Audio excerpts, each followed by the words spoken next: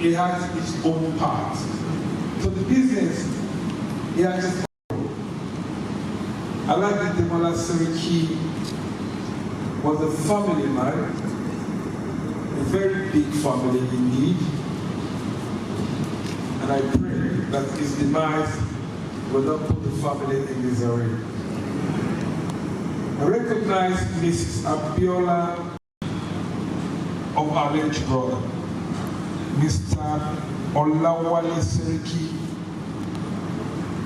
Ms. Damilola SERIKI, Ms. Koisola SERIKI, Ms. Farida SERIKI, Mrs. Halima SERIKI, and Makinde Araoye.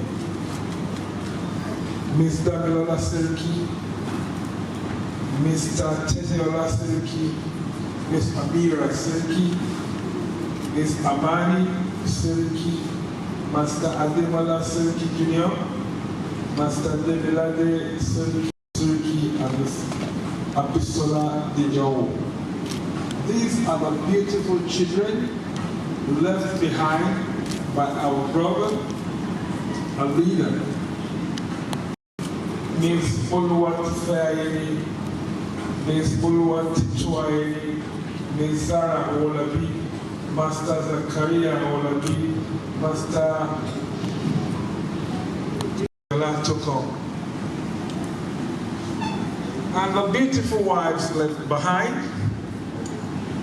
they are Mrs. Oluremi Sikirat SERIKI, Mrs. Wasila Tolani SERIKI, and Mrs. Sophia Sholakbe SERIKI. These are the family of our brother, father, leader, Oga, RASAQ ADEMOLA SERIKI. Let me now invite the Imam. May the citizens of this country be the true victors. Rahmatullahi wa barakatuh. Fadlukum. أعوذ بالله من الشيطان الرحمن الرحيم. ياسين والقرآن الحكيم إنك تنزيل العزيز الرحيم لتنذر قوما ما أنذر آباؤهم فهم غافلون لقد حق القول على أكثرهم فهم لا يؤمنون إنا جعلنا في أعناقهم أغلالا فهي إلى الأثقال فهم مقمحون وجعلنا إنما تنذر من اتبع الذكر وخشي الرحمن بالغيب فبشره بمغفرة وأجر كريم إنا نحن نحيي الموتى ونكتب ما قدموا وآثارهم وكل شيء أحصيناه في إمام مبين واضرب لهم مثلا أصحاب القرية إذ جاءها المرسلون إذ أرسلنا إليهم اثنين فكذبوهما فعززنا بثالث فقالوا إنا إليكم مرسلون قالوا ما أنتم إلا بشر مثلنا وما أنزل الرحمن من شيء إن أنتم إلا تكذبون.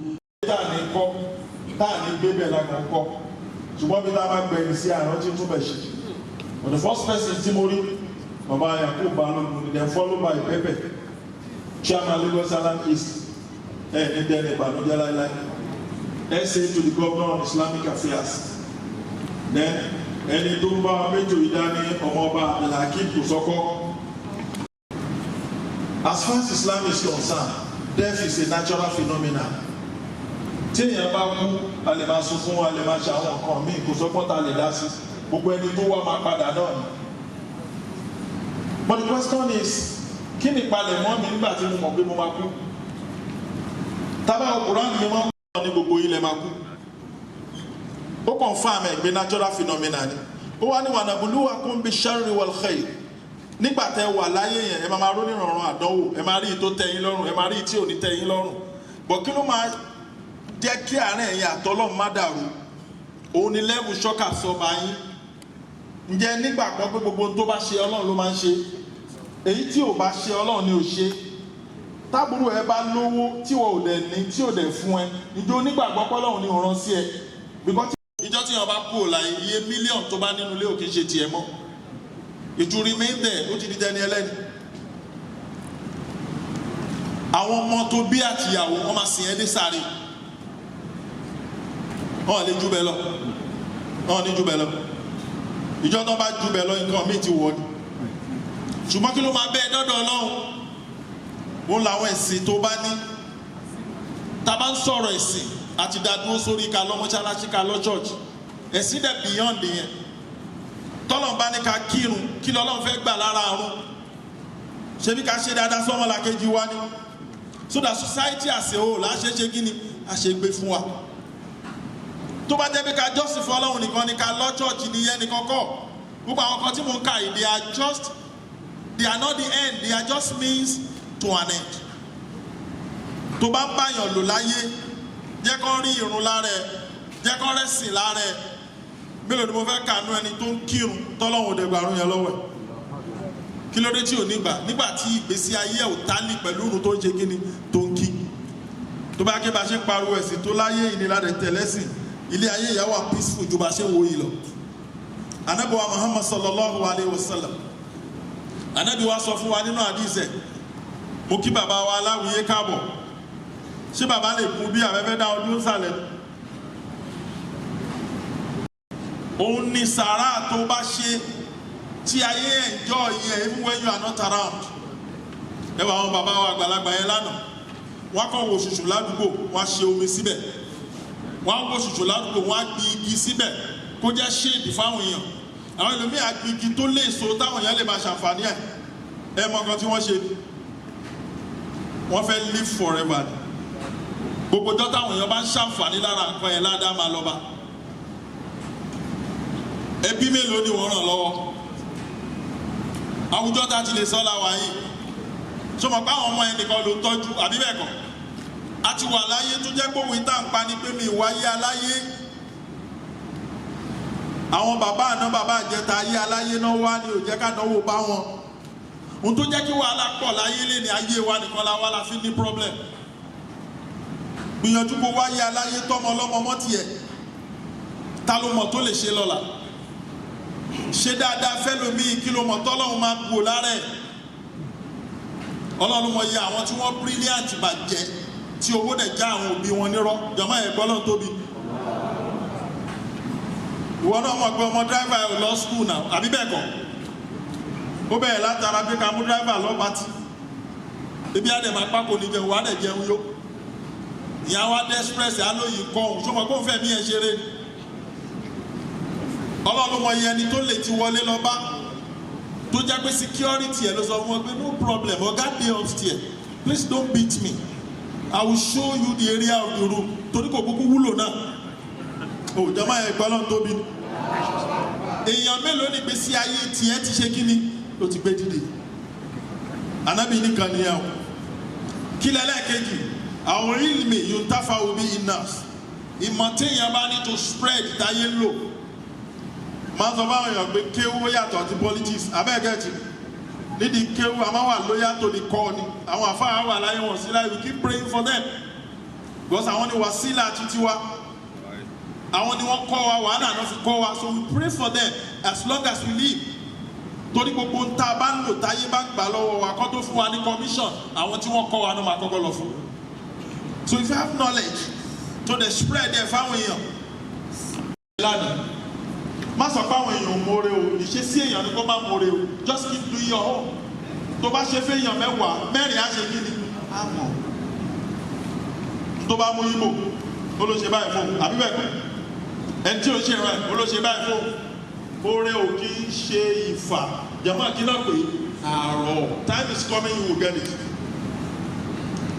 ó ní ìmọ̀ tá a bá ní kí wá lẹ́lẹ́kẹta àwòwálà ní sọ́ọ̀lì yìí ni ẹni òwúlà gbogbo bàtà bá ọwọ́ ta náà wà ẹtí òtù wọn sí kéésì Amẹ́ríkà àkọ́kọ́ ọmọ ọ̀dọ́ ni a bá fi ṣó afúnẹ̀sì alọ́mọdọ̀ mẹ́fà ni wọ́n ní. And I have a brother who said, if you allow a stranger to train your child for you, then you have a stranger as a child. Nígbà àbúrò wọn lọ ọ̀fẹ́ ṣe ta rẹ̀. Bàbá mi náà máa ń kórè lọ áyì tàbí ọmọ wọn lù. Bàbá wa ní ìsàlẹ̀ òkúkọ ìṣẹ́ ọkọ máa bí áyì. Ìjọba ẹ̀kọ́ náà tó bí. Tàbá wa kú ìṣẹ́sì wà.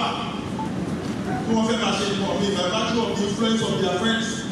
Ọ̀tún bá ń padà wálé tí wọ́n sọ fọ́mọ mi. Wọ́n ṣe ṣe lọ́ fi jèrè lọ́dọ̀ Ọlọ́run lérò. Gbogbo àwọn ọmọ ni wọ́n jókòó. Mo lè rántí jọ́dá ṣe ìta gbogbo táà ń ké làwọn àti wọ́n jọ ké àbí bẹ́ẹ̀ kọ́. Question of time. Mo máa pàdé ìgbà tá a máa ń dọ́là àmọ́. Ohun tí ò wá sọ fún wa pé bàbá yìí lòun pọ̀. Táàmù àgbà tó jẹ́ ara lọ́kùnrin àti lóbìnrin. Kí ló dé táà máa palẹ̀ mọ́ fún? Wọ́n bá tì í báyìí pàkọ́ ló máa mú lọ́lẹ̀. Ramadan ló mọ̀ ẹ́ wá mú jàlábíà tó le àwọn tẹ̀síbá òní 1000. Ara wa la lè tán a lè tán Ọlọ́run náà. Ìjọsìn fún Ọlọ́run should be a way of life. It has to be something you do constantly every time. Òbí ṣe pàtàkì ọ̀hún wá délé mọ̀ máa ń ṣe 1000. Kìí sábà gbà mọ́ gbà náà toró ti lé. Àwọn ìgbésí ayé kan àkóso máa bọ́ Ọlọ́run lórí ẹ̀. Ẹlẹ́kẹta ló ní àwọn ọmọ tó dáa tí wọ́n bá fi ilẹ̀ tí wọ́n bá ń ṣàdúrà fún bí wọn. Lord, Quran chapter 17 verse 24 or 25. Ọlọ́run wá àfàfíìdí lọ́wọ́ máa jà ní àhàdúrà ní ìbílẹ̀ rahma. Ọlọ́run ní gbogbo tó bá dà láyé rẹ̀ máa kàmá rọ́ọ̀mà ẹ̀ á ní ìsọ̀gìrà. Oní Ọlọ́run bá mi kí àwọn òbí mi ní wọ́n ti kẹ́ mi kékeré rẹ̀. Ṣé wọ́n kọ lọ́nà tó lè tọrọ gbọ́dọ̀ kẹ́? Ṣó ti ẹ̀ bìlí fò wá lóbi kan? Ìjọba lómi bá ti fún ọmọ sáré ẹ̀ mọ́ra. Ẹni tó lọ sin ẹ̀gbọ́n ẹ̀ ó wá má bu ẹ̀dá ibi tó fẹ́ fi ti sí nìyẹn. Ó dẹ̀ sin ẹ̀gbọ́n ẹ̀ ó sì ní àdúrà náà gbé kalẹ̀ yìí náà tó ń pọ́n mọ̀ pé tóbi yìí Ọlọ́run máa yẹ owó rárá àti pàdé. Ọlọ́run máa yẹ owó rárá tó máa bá ní wọn láti kí tó máa sọ Ọlọ́run pé Ọlọ́run ó máa tẹ́wọ́ báyìí. Ó sọ fẹ́ gbogbo ẹ̀ lórí fọ́fọ́ lọ ṣé wọ́n ráyè rẹ̀. Àwọn ẹbí ẹ̀ mélòó ló ti ṣàánú. Because taba wa si gathering pé yàn kú báyìí, mo sọ ní last time pé mo ń jẹ merry making gathering. It's a gathering for me and you, carry mind ká máa rọra wa létí, ká máa padà lé kọ́lọ́, kí ni ilé ìjà anytime, kí ni mo ti ṣe. You have to go back home and cross your teeth and dot your eye. Ìyẹn ni mo ṣe. Mo bẹ Ọlọ́run aláàdúgbò lọ aládùúgbò lẹ́sàn-án rí. Mo ṣàdúrà fẹ́yìn ọmọ. Kò lè jọ ọmọ ó ti lọ. Ṣùgbọ́n Ọlọ́run á kún un. Ẹ̀ẹ́dẹ̀ bá ní ṣàfihàn fún wa. Èrò ni o, èrò yìí bá ti lọ ẹyin nìkan ló kú o. Pátápátá 40 ló la ṣe. Àbí ẹ bá lẹ rántí ẹ̀ lọ́dún kan bóyá lẹ máa rẹ́rò mi. Ṣùgbọ́n èyí tó fi ṣe fún yín lẹ̀ kò ní kú lára yín nínú dáadáa. Ẹ̀ẹ́dẹ̀ bá ní ṣàfihàn fún wa. Ẹ̀yin jẹ́ ìyá lọ́wọ́ yín Ọlọ́run á béèrè lọ́wọ́ yín. Ẹ má jẹ́ kí lè yẹn dàrú lọ́wọ́ yín. Ojúlùmọ̀ ẹ ṣe ẹkú ẹ̀yìn. Àánú Ọlọ́run á wà pẹ̀lú yín. Látòrí ọmọ ìyá wa ọ̀nẹ́rẹ́bù Sínítọ̀ ọba nígboro ló fi kárí gbogbo yín. Àánú Ọlọ́run á máa wà pẹ̀lú yín. Kò sí tán pèlè èèyàn tó ju bẹ́ẹ̀ náà lọ. Èèyàn bá kú èèyàn ló máa ń kú. Ẹ wá dúró déédéé látijọ́ tó ti kú ẹ̀ ṣe dáadáa lẹ́yìn ẹ̀mí tí náà ń kú ẹ̀ sì lálàáfíà. Gbogbo ẹni bá bá wọn ṣe àmì Ọlọ́run ṣe bẹ́ẹ̀ fẹ́ yín náà. Ọ̀nẹ́rẹ́bù tí ààrẹ Ọlọ́run ní yóò bàjẹ́ fóun náà. Ọlọ́run ló bẹ́ẹ̀ ṣe busy tó both deputy and the governor. This is a busy time tẹ́ lu kiri. Ẹ wá rántí Ọlọ́run pé ẹ jẹ́ á lọ bíi náà.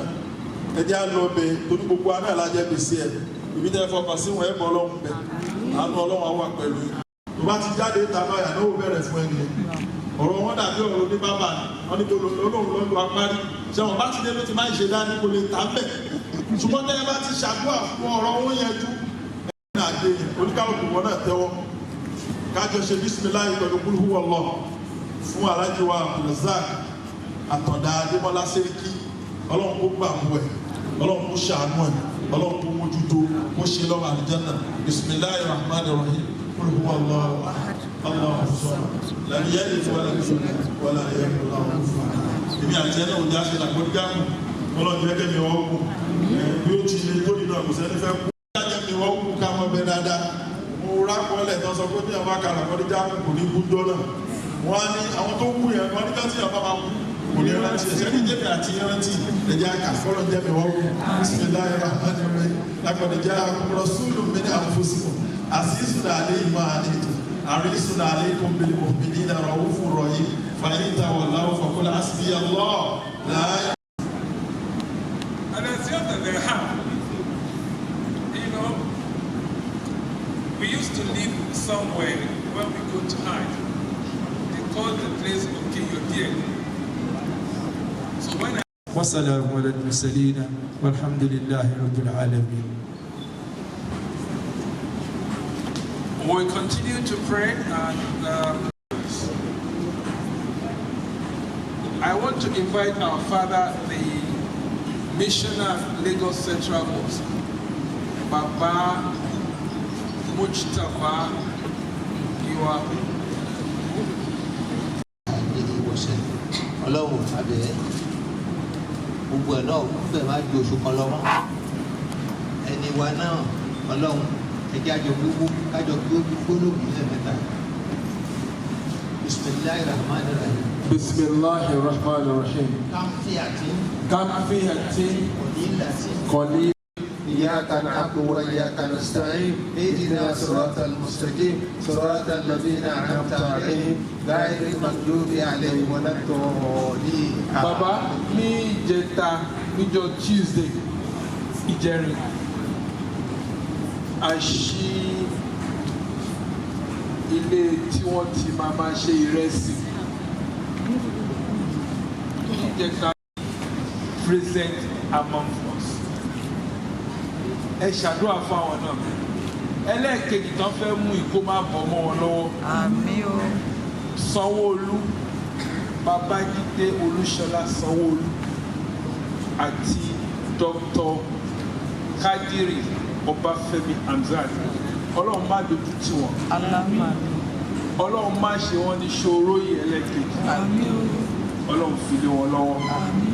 Torí pé àwọn náà wà. Fúnra wa àti igbákejì ẹ̀ ọdún mẹ́rin náà ṣe ó tù wá lára èyí tó ń bọ̀ iná Ọlọ́run fún ọ ṣe rọrùn. Ọlọ́run jọ wọlé ní rọrùn. Ọlọ́run kó ṣe rọrùn fún ọ. Àárín àwọn méjèèjì Ọlọ́run ní tó dà. Àárín wọn pẹ̀lú gbogbo àwa táàdìbò Ọlọ́run ní tó dà. Ọlọ́run ó jọ wọlé ọlá ànábì wájú Ọlọ́run. Ọlọ́run wọlé àṣàbí ànábì kan dérù náà ń pè é. Ànábì gbàgbé ẹ̀. Ànábì ráwọn èèyàn lọ sógun. Ó fún wọn lóúnjẹ, ó fún wọn lówó, ọ̀dà tí dàgbà náà, ànábì wà fún kò rántí. Wàlá haúlà wàlá quwwata illa billah. Al-Fatiha. Al-Fatiha. Bismillahir Rahmanir Rahim. Alhamdulillah. Amin.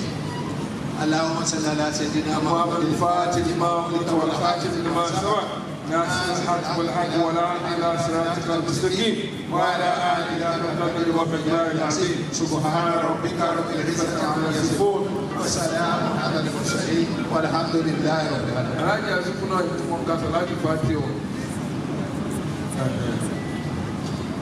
Now we are going to go to stands, but before then, the prayers have been said, the imams have been marching towards him to collect money for the imams from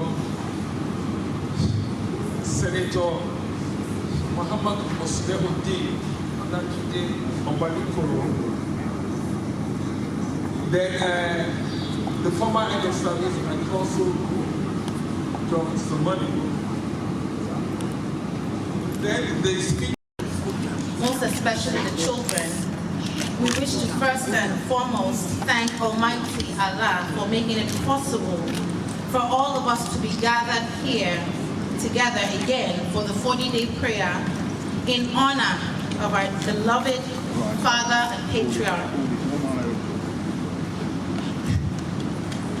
the late Ambassador ADEMOLA RASAQ Atonda SERIKI, CON, and for making it possible for us to give him a befitting burial. There's a Yoruba adage, but I will translate it so that I don't go the wrong route today. Appreciate people to encourage them to do more. It is on this premise that I want to especially thank everyone for standing with us during this period.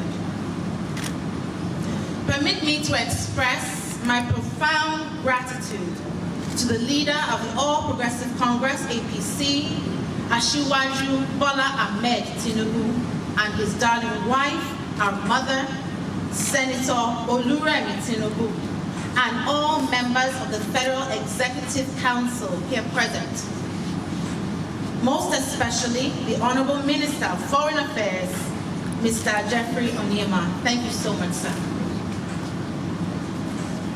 In equal measure, I also wish to appreciate the dynamic governor of Lagos State, Mr. Babajide Olushola Sanwo-Olu, and his able deputy, Dr. Kadri Obafemi Hamzat, together with their lovely wives, the First Lady of Lagos State, Dr. Claudiana Ibijoke Sanwo-Olu, and Mrs. Oluremi Hamzat, for their unflinching support.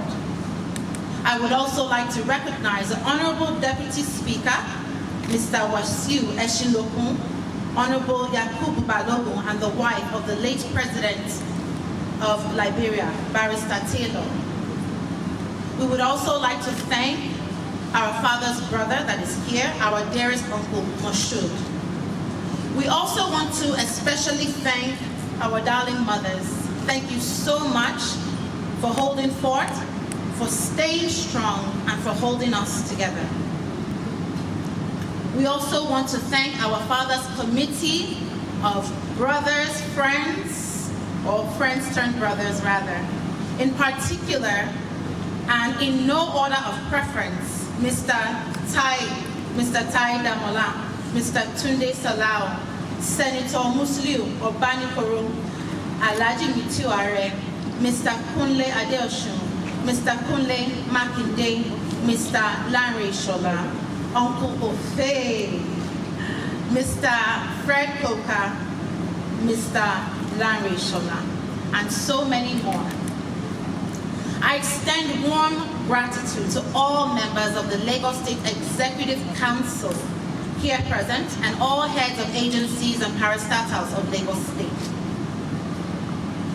We equally appreciate serving governors, past governors, and their deputies from the various states and of the Federation. We extend our gratitude to the apex leaders and members of APC. We are grateful for the show of love and support.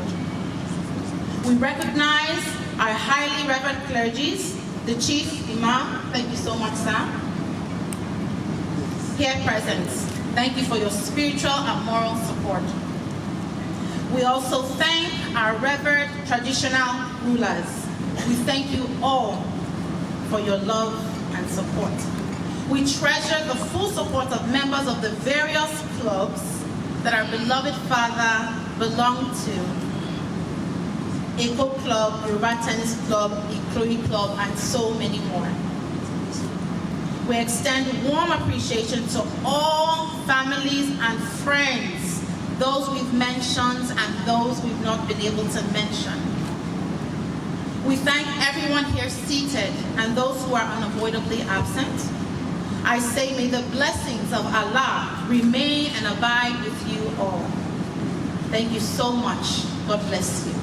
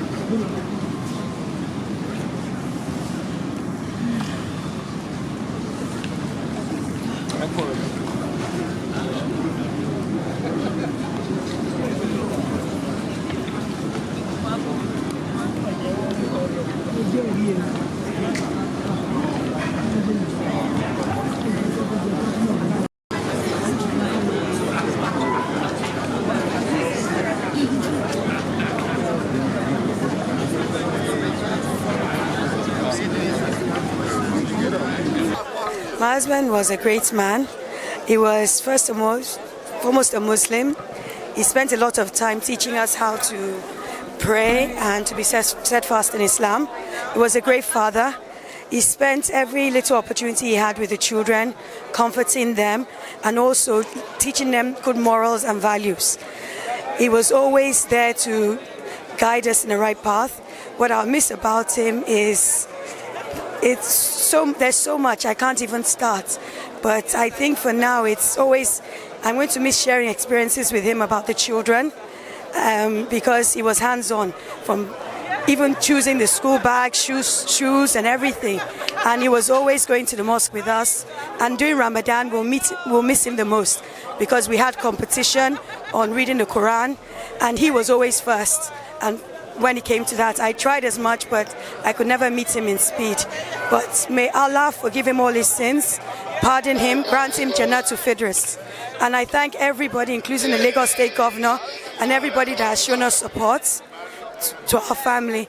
I thank Ashiwaju, Bola Ahmed Tinubu. I thank all members of APC that have given us support and the governor, as I said, for supporting us and supporting our family. Well, we ask that you continue to pray for my husband and that Allah forgive him his sins and grant him Jannatul Firdaus. Thank you.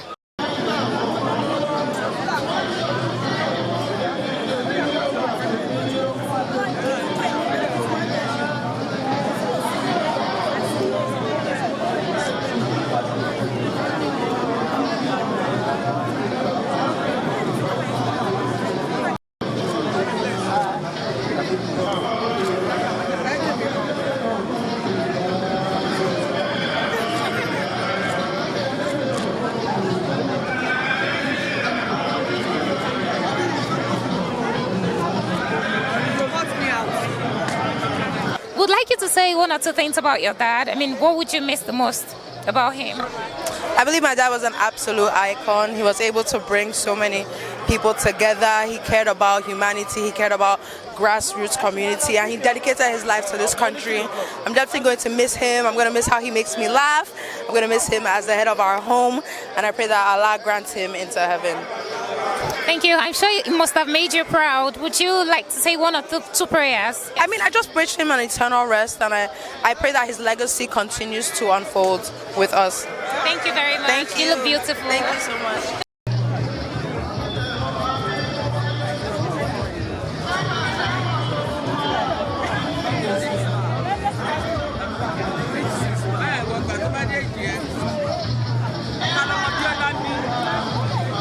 I'm feeling very, very bad, but I will not show it today because I've been weeping since he died.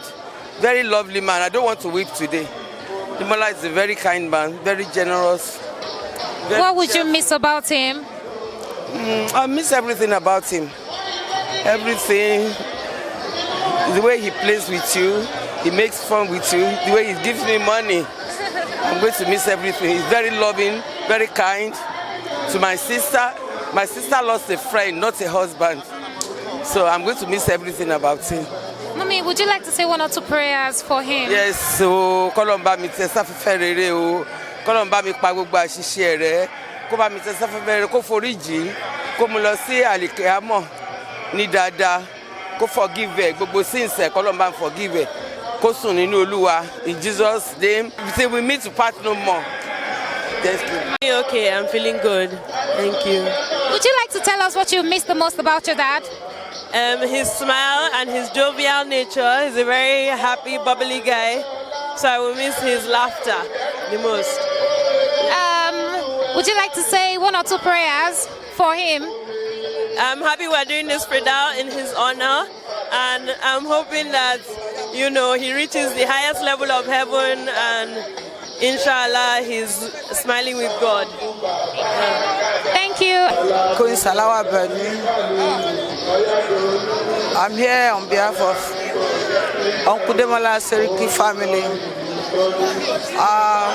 May his soul rest in perfect peace. May his children live long and his wives. Thank you so much. What would you miss the most about your dad? My dad, I'm gonna just miss his presence. It was so live and it was such a great person. So I'm gonna miss his personality and his happiness and his motivation and always being an example. Yeah, I'm gonna miss a whole lot about him. How close were you guys when he was alive? How close were you guys when he was alive? Oh gosh, can't you see I'm his carbon copy? That was my G. We were really close. My dad and I are really close. We fought a lot, but we fought a lot because we're so much alike. But we were really close. That's my person. That's my person, yeah.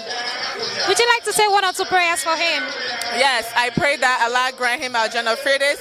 I pray that Allah continue to expand his grave and continue to make him well and make him great even while he's not here. Thank you very much.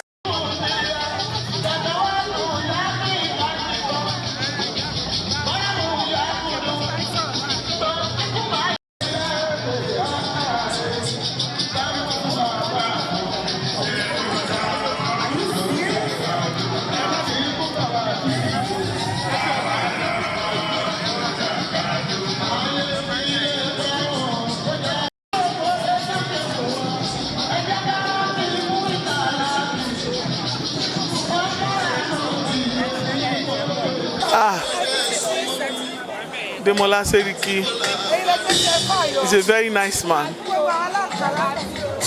He's a very, very nice man and generous. But I pray that his soul should rest in peace. He's a very, very nice man and humble and generous, and he's a giver, and a giver never lack. And I pray for all his children, bad things should not come through them by God's grace, inshallah. And he's a true Muslim. Bad thing will not come between his family. I pray for all the children and all the wife.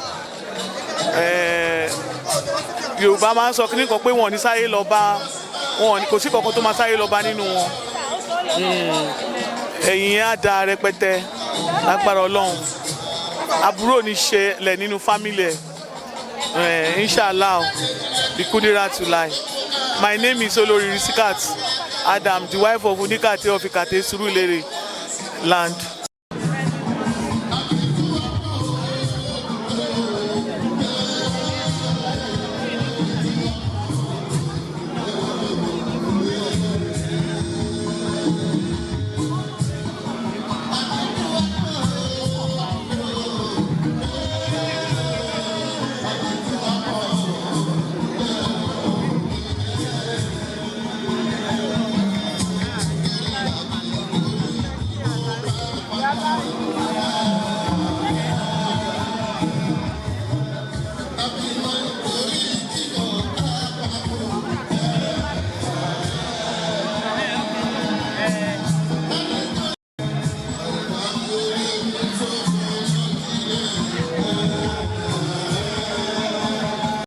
I wanted him to come for my wedding too, but didn't miss that.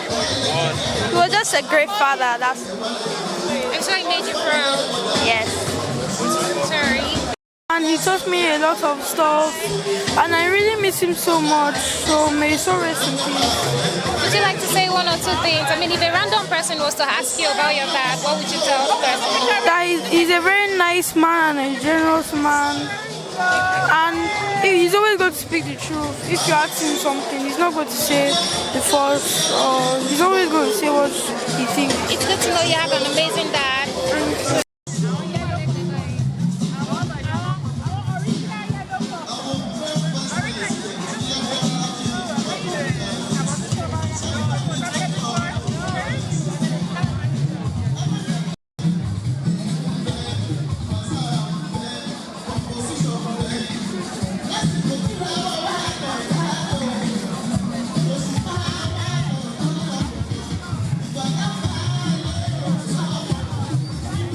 Although we take solar in the Almighty Allah, we pray to God to grant the deceased, His Excellency ADEMOLA SERIKI, eternal rest and the fortitude to grant the family the fortitude to bear the loss. It's an irreparable loss anyway, but we just have to take solar in Almighty Allah. That's all what I can say.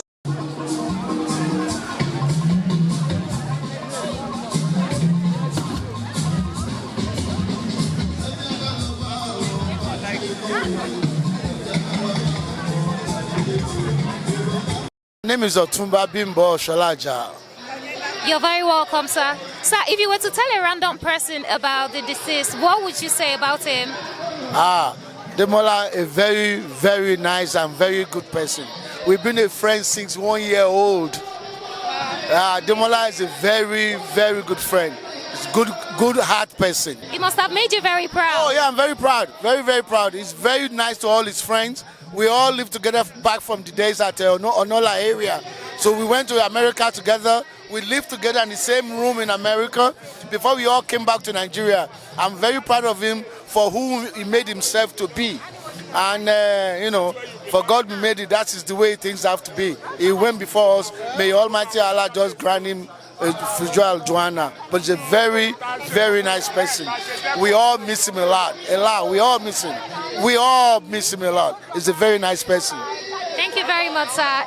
Guys, look who I have here, who is about to say one or two things about the deceased. Good afternoon, sir. Good afternoon. How are you? Thank you, sir. How are you enjoying your day, sir?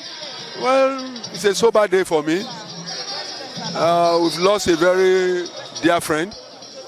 And a day like this calls for sober reflection on life in general and how fertile some of this struggle can be. Sir, if you were to tell a random person about him, what would you say? Well, I would say he was a jolly good fellow, a man that lived with dignity throughout his life, hardworking,